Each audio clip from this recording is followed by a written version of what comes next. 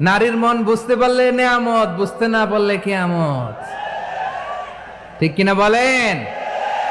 যত ক্যাটাগরির অশ্লীলতা হতে পারে সব অশ্লীলতাকে হারাম করেছেন কে? ফাহশা মানে কি?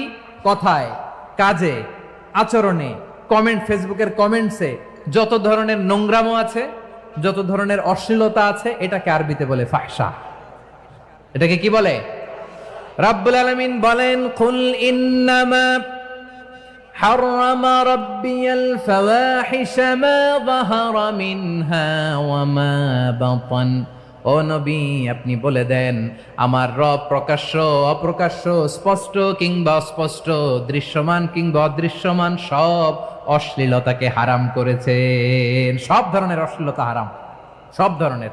আল্লাহ তাআলা আমাদেরকে অশ্লীলতা থেকে বাঁচান, অশ্লীলতা থেকে তিনি আমাদেরকে হেফাজত করুক। পড়েন আমিন। এবার বলেন, আমাদের সমাজে অশ্লীলতা আছে না নাই? চট্টগ্রামে নাই? আমি কই নাই, ওনারা বলে আছে। দেখছেন, আমি সামহাও বাঁচায় দেওয়ার ট্রাই করতেছি, আমি সামহাও বাঁচায় দেওয়ার ট্রাই করতেছি, ওনারা বলে আছে। অশ্লীলতা নানা ভাবে, নানা নামে, নানা মোড়কে আমাদের সমাজে আছে না নাই? সংস্কৃতির নামে, ফ্যাশনের নামে, বিনোদনের নামে, উপন্যাসের নামে, কনসার্টের নামে অশ্লীলতা আছে না নাই? আপনি দেখেছেন কনসার্টগুলোর অবস্থা? এই যে আতিফ আসলাম যে আসছে আমাদের দেশে, তারপর কে কে আসছে, আমাদের তরুণ তরুণীরা, আমাদের যুবক যুবতীরা, আমাদের জেনজিরা, কি অবস্থা ওইখানে? হ্যাঁ, কি অবস্থা? কে বাঁচাবে ওদের? কে রক্ষা করবে ওদের ইমানের, ওদের চরিত্রের হেফাজতের গ্যারান্টি কে দিবে?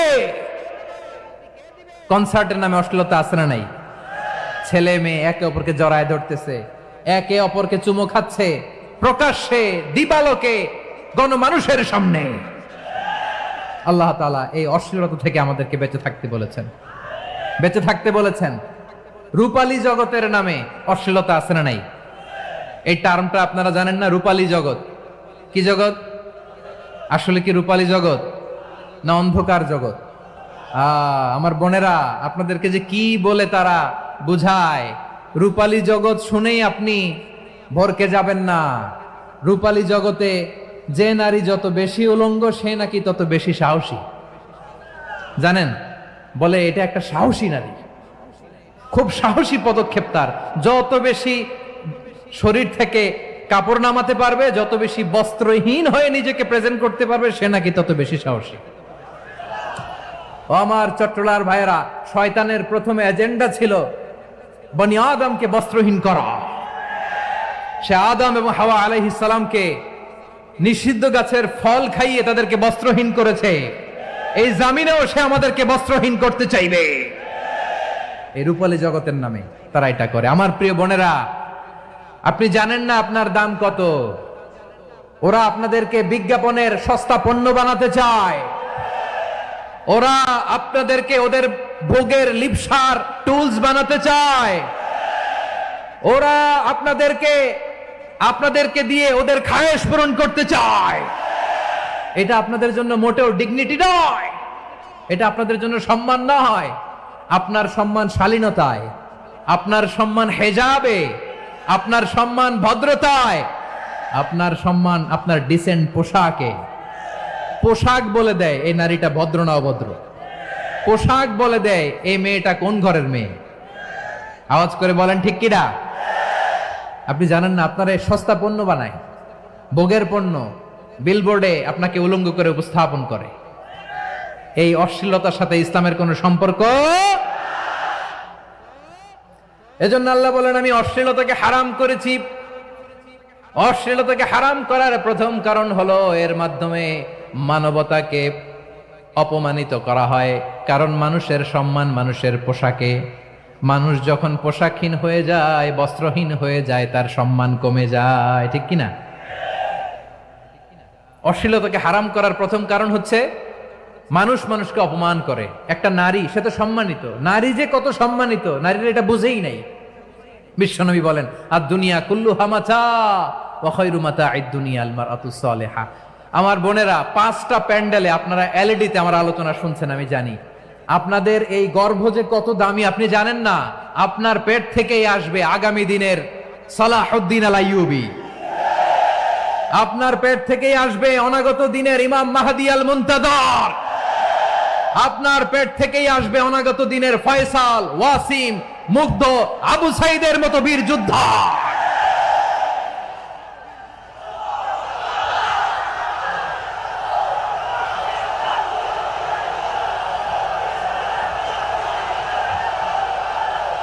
আমার প্রিয় বোনেরা, আমার প্রিয় বোনেরা, বিশ্বনবীর কথার ওজন খেয়াল করেন। আর দুনিয়া কুল্লুহা মাতা ওয়া খায়রু মাতাঈদ দুনিয়াল মারআতুস সালিহা।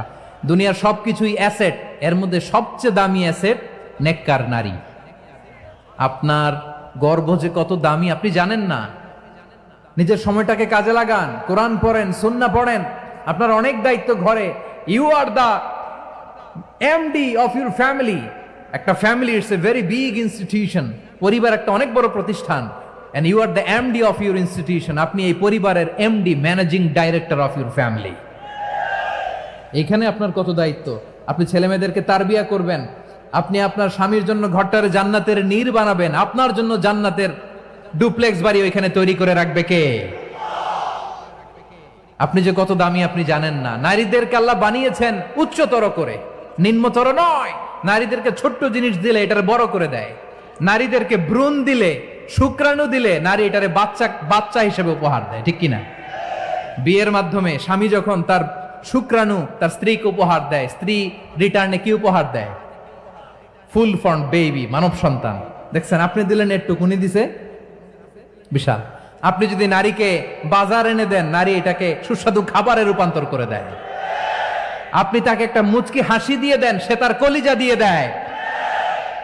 কিন্তু যদি আপনি তার মনে কষ্ট দেন, সে আপনার জীবনকে জাহান্নাম বানায়া দেয়। খবর আছে, নারীর মন বুঝতে পারলে নেয়ামত, বুঝতে না পারলে কিয়ামত। ঠিক কিনা বলেন?